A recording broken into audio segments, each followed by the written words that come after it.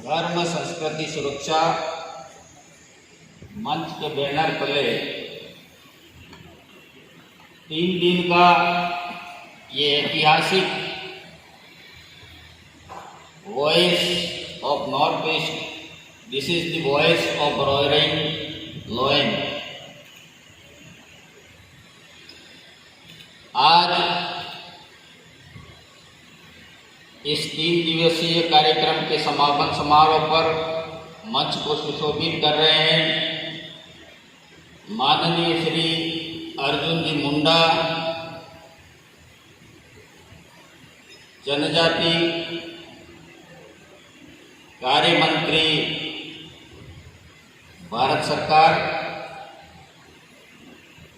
उनके बाएं तरफ बैठे माननीय श्री हर्ष चौहान, अध्यक्ष राष्ट्रीय जनजाति आयोग, भारत सरकार। उनके बाएं तरफ बैठे माननीय श्री जलेश्वर जी ब्रह्मा, प्रेसिडेंट जनजाति faith and cultural protection forum. दाहिने तरफ बैठे हुए हमारे माननीय श्री रिग्नोहमो सिंगो, जनरल सेक्रेटरी जनजाति faith and cultural protection forum. इस सभागार में हमारे सामने बैठे हुए नॉर्थ ईस्ट से समस्त सम्मानीय जनप्रतिनिधिगण, कल्याण आश्रम के समस्त वरिष्ठ पदाधिकारी और कार्यकर्तागण, नॉर्थ ईस्ट के 7 राज्यों से आए हुए समस्त धर्मगुरुओं और सामाजिक संगठनों के समस्त सम्मानीय पदाधिकारीगण, मीडिया के साथियों और जनजाति सुरक्षा मंच के समस्त पदाधिकारीगण, जिस तरह से 3 दिन के कार्यक्रम का उमंग और उल्लास में देख रहा था, मेरे लिए भी ये क्षेत्र सूर्योदय के समय का कौतूहल भरा था, जिसमें विभिन्न विषयों की विख्यात विभूतियां विभिन्न विषयों पर अपना उद्बोधन और प्रशिक्षण मार्गदर्शन दे रहे थे। मैंने यहाँ के सामाजिक संगठनों के कई वरिष्ठ साथियों के विचार सुने, कई मातृशक्तियों के विचार सुने और कुछ धर्मगुरुओं से भी मैंने बहुत कुछ सीखा, क्योंकि मेरा जीवन भी धर्म और संस्कृति के क्षेत्र में ही व्यतीत हुआ है। आज हम जिस कार्य के लिए हमको यहाँ आना पड़ा, वो क्या मजबूरी थी। अखिल भारतीय वनवासी कल्याण आश्रम जनजाति समाज के अस्तित्व और अस्मिता दोनों के लिए दुर्गम पहाड़ों में जाकर, जहां भाषा की कठिनाई है, जहां मार्ग बड़े कठिन हैं, जहां पर इंडिया ब्रेकिंग फोर्सेस, भारत को तोड़ने वाली ताकतें निरंतर समाज को, इस संस्कृति को नष्ट कर रहे हैं, ऐसे में जाकर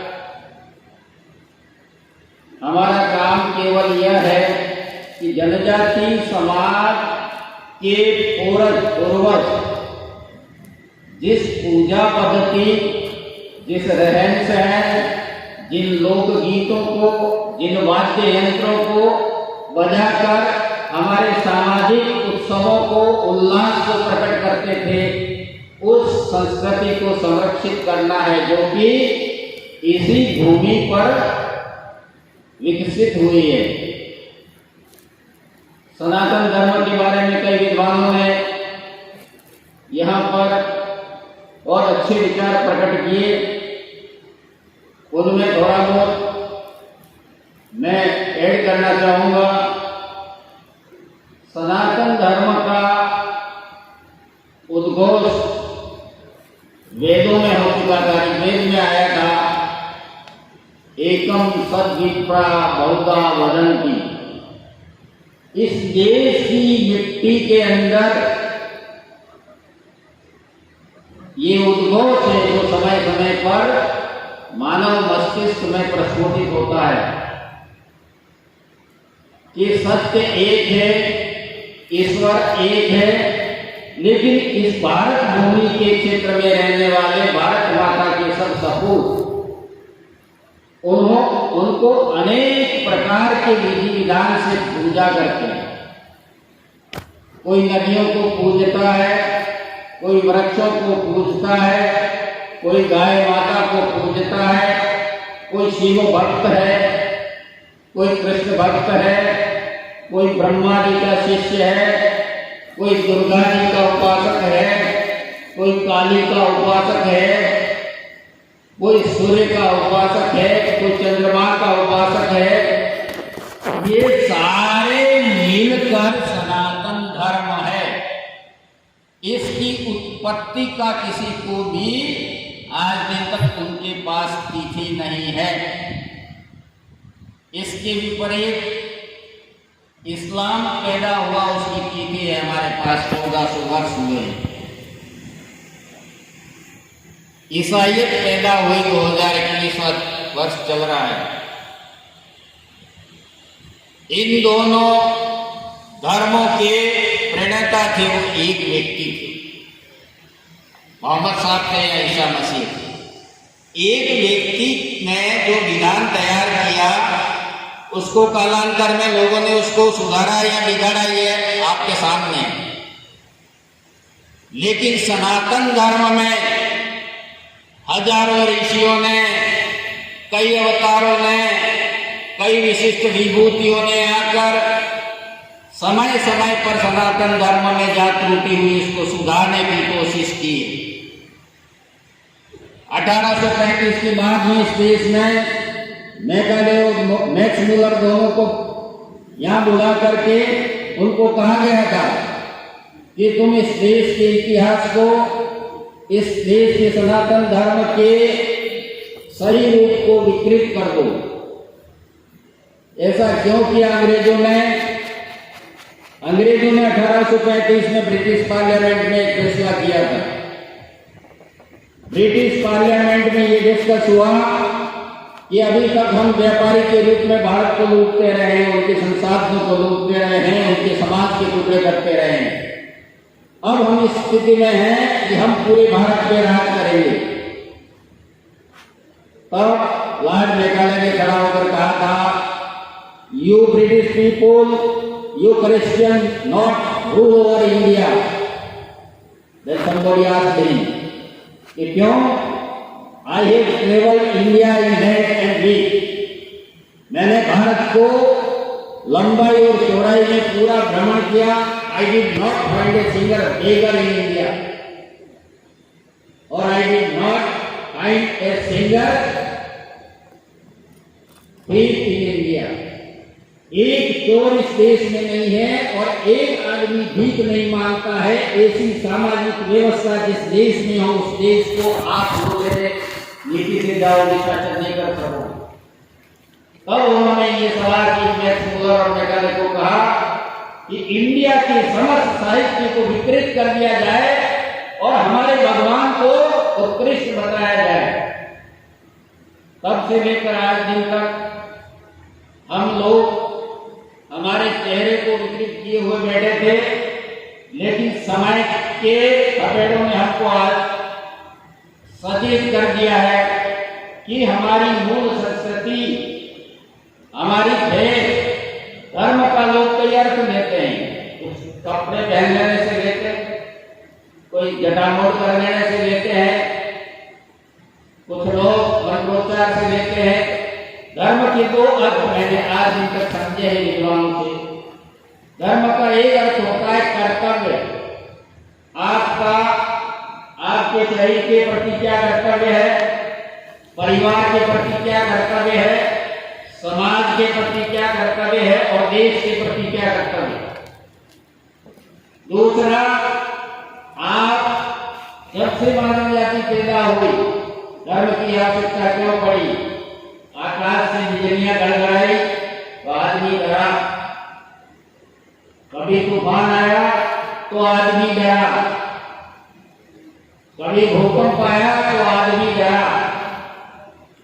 तो जिस समय उसने ईश्वर को जिस रूप में याद किया, चाहे वृक्ष के रूप में याद किया, किसी और के रूप में याद किया, तो उसको शांति मिली और उस प्रकोप की शांति हुई। फिर नाना प्रकार के लोगों ने मंत्रों का उपासना के तरीके ढूंढे कि भाई सूर्य भगवान को पानी चढ़ाओ तो हो सकता है कि ज्यादा गर्मी नहीं आए, इंद्र भगवान की पूजा करो, इनको क्या खिलाएंगे, तो किसी को बेलपत्र खिलाए भगवान शिव जी को, तो किसी को आंकड़े के फूल चढ़ाए। इस तरह से मानव जब धर्म के प्रकोप का शिकार हुआ तो उसने अपनी पूजा पद्धतियों को विकसित किया। सनातन धर्म पूरा वैदिक साहित्य उठाकर चारों वेदों को देख लीजिए, पूरा प्राकृतिक है, वहां कोई कर्मकांड नहीं है। कर्मकांड उत्तर वैदिक काल में जब कुछ विदेशी आक्रमण और कुछ संकट आने लगे तो अलग अलग तरीके से आदमी ने इनकी पूजा करना प्रारंभ किया। तो हमारा जो इतिहास है, फिर ऐसे समय में एक संकट आता है त्रेतायुग में। भगवान राम ने समस्त जनजातियों को इकट्ठी की और उनको सशक्त किया और लंका को जीता था। पूरी राम की सेना में पूरी जनजातियां थी। फिर समय आता है भगवान कृष्ण के समय में, तो कई ऐसे राक्षस पैदा हुए थे। वहां पर भी इतना भीषण जातीय संघर्ष या कोई स्थिति नहीं आई, वह अनुलोम प्रतिलोम विवाह हुए थे, तो वो सामाजिक मान्यता मिल जाती थी। अब द्वापर के बाद में विदेशी धर्म को श्रेष्ठ बताने के लिए भारत की गरीबी और भारत की अशिक्षा का लाभ उठाकर जिन लोगों ने हमारे साहित्य को विकृत किया है और उन्होंने हमारे देश को खंडित करने का प्रयास किया है। इंडिजिनियस देश की आवश्यकता क्यों है? भारत माता का बेटा